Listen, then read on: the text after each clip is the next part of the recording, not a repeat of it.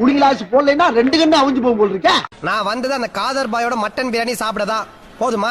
5 கறி சோறு, கேமல் பிரியாணி எல்லாம் வச்சுருந்தாங்க. பிரியாணிலே கிட்டத்தட்ட ஒரு 5 வெரைட்டிஸ் ஆஃப் பிரியாணி, சென்னை, ஆம்பூர், ஹைதராபாத் அப்படின்னு நிறைய டைப்ஸ் வச்சுருந்தாங்க. நம்ம ஃபஸ்ட்டு ஒரு கேமல் பிரியாணி வாங்கியிருந்தோம். கேமல் என்னமோ மட்டன் மாதிரி தான் இருக்கும், ஆனால் இதில் ஃப்ளேவர் கொஞ்சம் கம்மியாக இருந்த மாதிரி ஃபீல் பண்ணேன். பெருசாக ஒன்றும் இல்லை. சிக்கன் 65 வாங்கியிருந்தோம். இதில் பெருசாக ஃப்ளேவர் இருந்த மாதிரியே எனக்கு தோணலை, ரொம்ப சப்டிலாக இருந்துச்சு.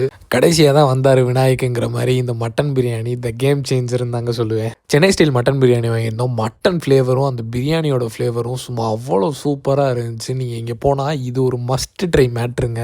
அதுவும் இல்லாமல் நீங்கள் சாப்பிட்டுட்டு ரைஸ் எக்ஸ்ட்ரா வேணும்னா கூட வாங்கிக்கலாம். மெனு கார்டில் ஜிகர்தண்டாவை பார்த்துட்டு ரொம்ப சந்தோஷமாக ஆர்டர் பண்ணேன். குடிச்ச அப்புறம் என்னோட ரியாக்ஷனை பாருங்கள். அதில் ஆக்சுவலாக எப்படி சாப்பிட்டாலுமே அந்த ஜிகர்தண்டா ஃப்ளேவரே வரலை. மதுரையாக இருந்தால் தயவு செஞ்சு இந்த ஜிகர்தண்டாவை ஸ்கிப் பண்ணிடுங்க. அதுக்கு பதில் அந்த பாயாசத்தை வாங்கி குடிங்க, சூப்பராக இருந்துச்சு. பில்லு 68 dirhams வந்துருந்துச்சு. நீங்கள் மெட்ரோவில் வரீங்கன்னா ஏடிசிபி மெட்ரோ வந்துட்டிங்கன்னா அங்கேருந்து ஒரு 5 minutes வாக்லேயே ரெஸ்டாரண்ட் உங்களுக்கு இருக்குது. நீங்கள் ஜபார் பாயில் சாப்பிட்ருந்தீங்கன்னா உங்களுக்கு எது பிடிக்குங்கிறத மறக்காமல் கமெண்ட்ஸில் சொல்லிட்டு போங்க.